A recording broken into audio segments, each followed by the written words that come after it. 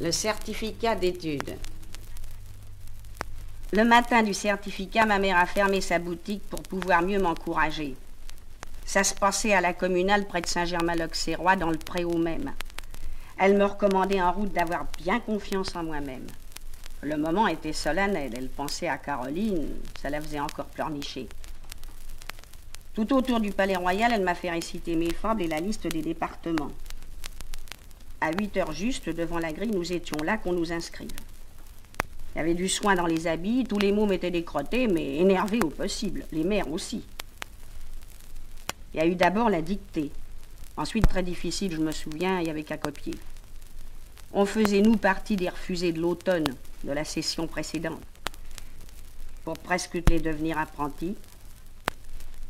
À l'oral, je suis là qui avait des verrues plein son nez. Portait une grande lavalière, un peu dans le genre de l'oncle Arthur. Je n'étais pourtant pas un artiste. Pharmacien qu'il avait été rue Gomboust. Il y a des personnes qui le connaissaient. Il m'a posé 2 questions à propos des plantes. Ça, je ne savais pas du tout. Il s'est répondu à lui-même. J'étais bien confus. Alors il m'a demandé la distance entre le soleil et la lune, et puis la terre et l'autre côté. Je n'osais pas trop m'avancer. Il a fallu qu'il me repêche.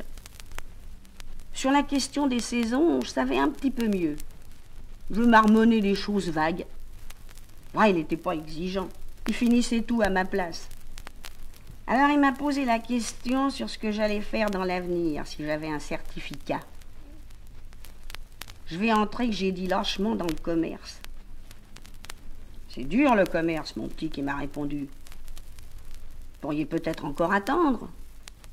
Peut-être encore une autre année. Il ne devait pas me trouver costaud. Du coup, j'ai cru que j'étais collée.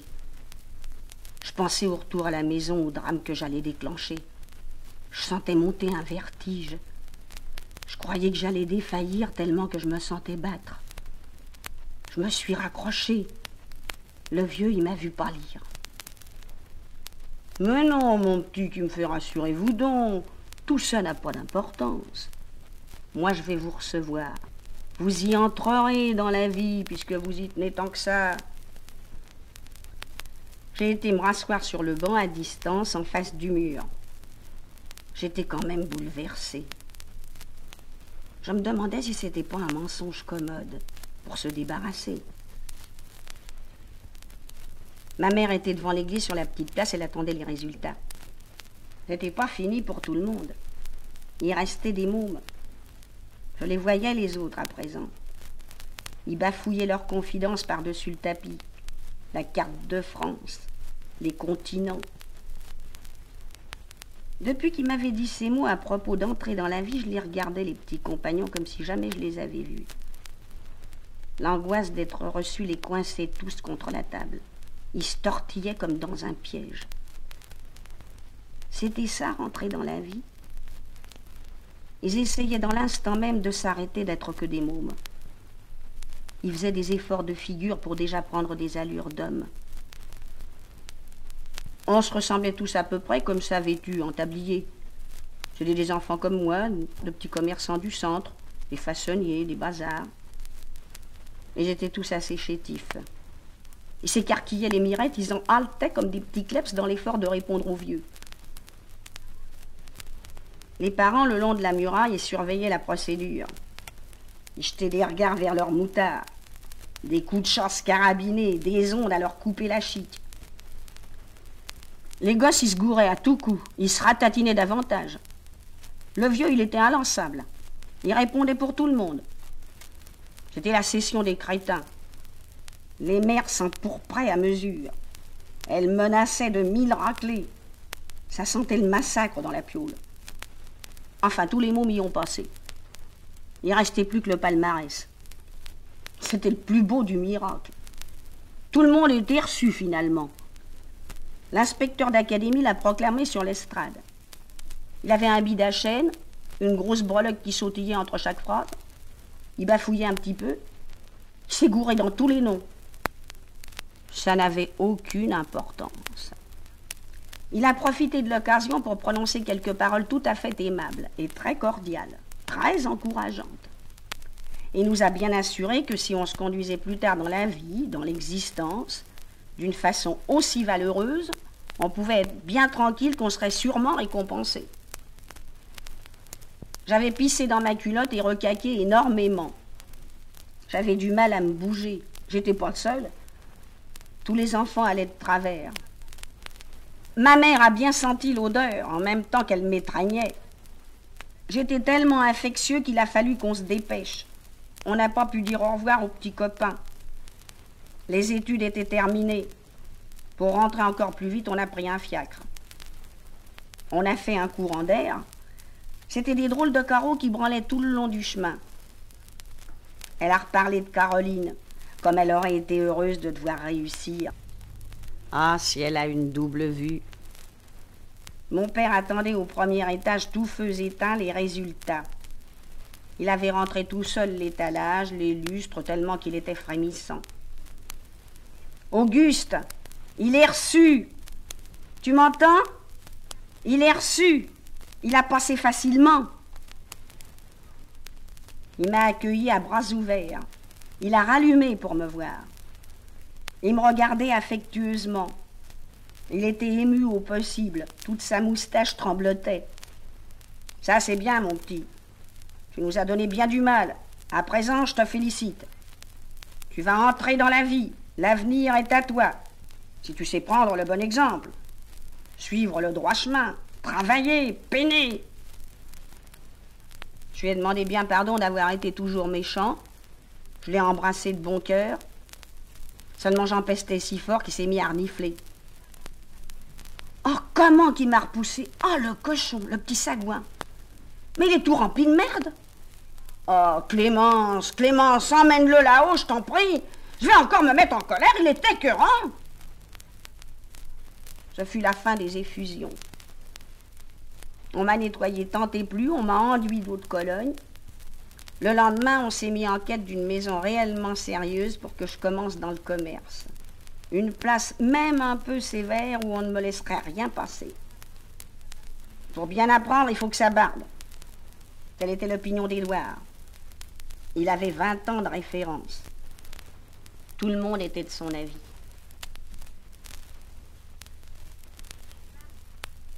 Le départ pour l'Angleterre. L'oncle Édouard, il est repassé 2 jours après au passage avec des tuyaux de première bourre. Il avait trouvé un collège qu'on ne pouvait guère désirer mieux, à tout point de vue et tout rapport, exprès pour mon genre, ma nature, mes dispositions intraitables, sur une colline, avec de l'air, un jardin, une rivière en bas, une excellente nourriture, des prix fort modestes, pas de supplément ni de surprise. Enfin et par-dessus tout, une discipline extrêmement stricte. Une surveillance garantie. C'était pas très loin de la côte, exactement à Rochester, donc à 1 heure de Folkestone. En dépit de tant d'avantages, mon père renâclait encore. Il se réservait. Il cherchait des poux au programme. Il gardait ses suspicions. Il l'a bien relu 200 fois, la petite notice. Il voulait pas en démordre qu'on partait pour la catastrophe. Ça faisait pas un pli, un seul doute. D'abord, c'était des folies de contracter encore des dettes. Même avec mon oncle Édouard. Que déjà rembourser Gorloge, ça serait un travail d'Hercule. En plus du terme, des contributions, de l'ouvrière. Ils en crèveraient certainement de ces terribles économies. Il fallait qu'ils se pincent pour y croire qu'on désirait encore autre chose. Il restait abasourdi que maman se dévoie à son tour. C'était le comble des calembredaines. Quoi? Alors, elle réfléchissait pas davantage? Comment dis-tu? Je résiste? Tu trouves ça donc extraordinaire? Ma parole met mon rôle, alors. Je dois dire oui, à tous les coups, comme ça, à la première baliverne. Allez-y donc. Mais je suis conscient, moi je suis responsable. Est-ce moi le père, oui ou merde? Édouard, il s'en fout, bien sûr. Plus tard, il sera loin, il se lavera les mains. Et moi je serai là, toujours, avec un bandit sur les os. Mais oui, j'exagère, ouais. Dis-le tout de suite, dis-le que je suis jaloux. Mais oui, ma parole, vas-y donc. Mais non, mon chéri, Mais voyons. Tais-toi, imbécile. Laisse-moi poursuivre ce que je te prouve. Je ne peux plus rien dire ici, vous parlez tout le temps. Comment ce vaurien, ce petit forbon, cette crapule n'a pas encore éprouvé son premier remords de ce répugnant forfait, de cette sale infâme crapulerie? Il est là, il se goberge. Il nous défie tous les deux. Mais c'est inique, ma parole. C'est à se taper le cul par terre. Mais c'est effrayant. Sur un simple mot d'Édouard, ce pantin absurde, vous ne parlez plus que voyage, libéralité. Mais oui, allez donc, des postes nouvelles, pure billevesée, extravagance, les pires démences. Mais songe un peu, ma pauvre amie, que nous n'avons pas encore versé le premier sou de sa rançon. M'entends-tu? Sa rançon. C'est pas imaginable. Mais c'est atroce. Où allons-nous? Je déraille, c'est un fait. Nous pataugeons dans l'absurde. Je n'y tiens plus, j'en crèverai. L'oncle Édouard, il s'était tiré dès le début de la séance. Il avait vu venir l'orage. Il avait laissé ses papiers. Je repasserai demain après-midi. Sans doute vous aurez décidé. Il se démerdait le mieux possible, mais il n'y avait pas grand-chose à faire. Mon père, il faisait éruption. Avec ce plan de m'en aller, on chahutait sa tragédie. Il se cramponnait aux conditions. Il en voyait complètement rouge. Il arpentait comme un fauve. Ma mère clopinait par derrière. Elle rabâchait les avantages, les prix les plus modérés, une surveillance très sévère, une alimentation parfaite, de l'air, beaucoup d'air. Tu sais bien qu'Édouard est le sérieux même. Toi, tu l'apprécies pas beaucoup, mais enfin, tu te rends tout de même compte que c'est pas un étourneau. C'est pas un garçon impulsif. Il ne s'engage pas à l'hurlure. Du moment qu'il a dit, c'est que c'est absolument exact. Tu sais bien, voyons, quand même. Auguste, voyons, mon chéri. Je ne veux rien devoir à personne. Mais lui, c'est pas n'importe qui. Raison de plus, sacré nom de Dieu. Alors on lui fera un papier, comme si on le connaissait pas. Je m'en fous bien, les papiers, bordel de bon Dieu, de nom de Dieu de merde. Mais il nous a jamais trompés. Il me fait chier, ton frère, tu m'entends? M'entends-tu, bordel? Il me fait chier même complètement. Ça, c'est assez clair. Pas encore plus con que les autres. Et vous me faites tous chier encore plus. Vous m'entendez? Tous! Il devenait si congestionné en prononçant ces paroles qu'il gonflait toute la tête. Il soufflait des jets de vapeur. Les mots explosaient à la fin. Elle s'agrippait alors à lui, elle ne le lâchait pas d'un pouce. Elle était butée. Elle le raccrochait dans les ongles. Elle traînaillait tellement la jambe qu'elle se prenait dans toutes les chaises. Elle se cramponnait dans les cloisons. Auguste, oh, comme tu m'as fait mal. Comme tu es brutal. Oh, ma cheville. Ça y est, je me la suis retournée. Il revenait alors à la charge. Il cassait les chaises à coups de pompe. Il passait en folie furieuse. Elle le poursuivait tout de même, où qu'il allait, n'importe où qu'il montait dans l'escalier. Ça l'excédait de plus en plus. Tagadam, de l'entendre taper dans les marches. Il l'aurait viré dans la cage, il se serait mis dans un trou de souris. Elle me faisait des signes en passant qui commençaient à fléchir. Il perdait sa dève partout, il se faisait rejoindre. Il tenait plus le train. Il la fuyait comme une odeur. Laisse-moi, voyons, Clément, je t'en prie, laisse-moi, bordel de vache, saloperie, charogne. Vous en finirez donc jamais de me persécuter tous les deux. J'en dégueule de tous vos ragots, bon sang de bon Dieu de merde. M'entendez à la fin? Elle s'en foutait, ma bonne mère, elle était complètement vannée. Elle voulait pas lâcher sa prise. Elle l'arrimait par le cou, elle l'embrassait dans les moustaches. Elle lui fermait les paupières avec des baisers. Elle lui faisait une vraie convulsion. Elle lui crachait plein les oreilles encore des autres exhortations. Il étranglait à la fin. Il avait la bouille toute trempée par les rafales et les caresses. Il tenait plus debout. Il s'est écroulé sur les marches. Alors elle s'est mise à parler rien que de sa santé à lui, de son état inquiétant, que tout le monde l'avait bien remarqué comme il était pâle. Ça alors, il écoutait. Tu vas te rendre tout à fait malade, mon pauvre chéri, à te mettre dans des états pareils. Quand tu seras tombé, à quoi ça nous avancera tous? Qu'est-ce que nous deviendrons? C'est mieux, je t'assure, qu'il s'éloigne. Il te fait du mal à rester là. Édouard s'en est bien aperçu. Il me l'a dit avant de sortir. Qu'est-ce qu'il t'a donc dit, Édouard? Ton mari n'ira pas loin. S'il continue à se bouleverser de cette façon-là, il maigrit chaque jour un peu plus. Tout le monde le remarque dans le passage. Tout le monde en cause. Il t'a dit ça exactement? Oui, mon chou, oui, je t'assure. Il voulait pas que je te répète. Tu vois comme il est délicat. Tu vois, je t'assure que tu ne peux plus. Alors, tu veux bien dire? Quoi? Mais qu'il s'en aille, cet enfant. Qu'il nous laisse un peu souffler, qu'on reste tous les deux. Tu ne veux pas? Ah ça non, ah non, pas encore, nom de Dieu, non, pas encore. Mais voyons, Auguste, réfléchis. Si tu meurs de te faire du chagrin, à quoi ça nous avancera? Mourir, moi? Oh là là, la mort! Oh, mais je ne demande que ça, moi. Mourir vite, oh là là! Alors tu parles comme je m'en fous. Mais c'est ce que je désire, moi, la mort. Oh, nom de Dieu! Il se dépêtre, il se décroche du cou, il renverse ma mère Clémence. Le revoilà debout à rebrailler. Il n'avait pas pensé à ça. La mort, nom de Dieu, sa mort. Le voilà reparti en belle transe. Il se donne tout entier, il se requinque, il se relance vers l'évier. Il veut boire un coup, tara, vlac, il dérape, il carambole. Il va glisser des cas de fer, il plonge dans le buffet, il rebondit dans la crédence, il braille à tous les échos. Il s'est bigordé la trompe, il veut se rattraper. Tout le bazar nous flanche sur la gueule. Toute la vaisselle, les instruments, le lampadaire. C'est une cascade, une avalanche. On reste écrasés dessous. On se voit plus les uns les autres. Ma mère crie dans les décombres. « Papa, papa, où es-tu? Réponds-moi, papa. » Il était allé tout son long à la renverse. Je vois ces godasses qui dépassent sur les carreaux de la cuisine, les rouges cicatifs. « Papa, réponds-moi, dis, mon chéri. »« Merde, je serai jamais tranquille. Je vous demande rien, bordel de Dieu !»